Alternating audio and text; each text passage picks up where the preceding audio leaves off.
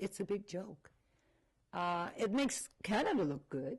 We're sympathetic to youths and so on, but it's not helping the youths at all. There's no end to Theresa McQuaig's frustrations. Ever since her 17-year-old grandson Sylvain was killed by a gang of youths in 1995, she's been lobbying to have the Young Offenders Act toughened. She was again disappointed. Today's changes will allow young criminals 14 and older to face adult sentences for serious crimes such as murder. It will also allow their names to be published if their offenses are serious or violent. But the bill also gives provinces the power to raise the age at which these provisions apply to 16.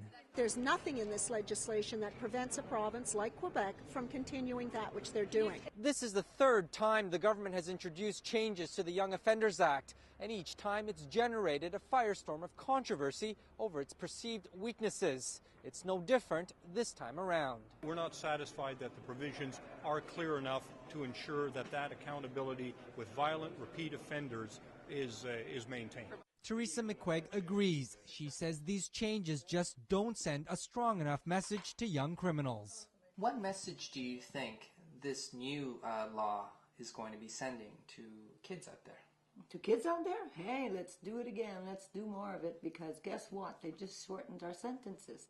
8 years after first promising to reform the Young Offenders Act, the Justice Minister says enough is enough. This time, she says, the bill won't be allowed to get caught up in procedural wrangling, and the government will use its majority to turn the bill into law. On Parliament Hill, I'm Wilson Lee for City Pulse.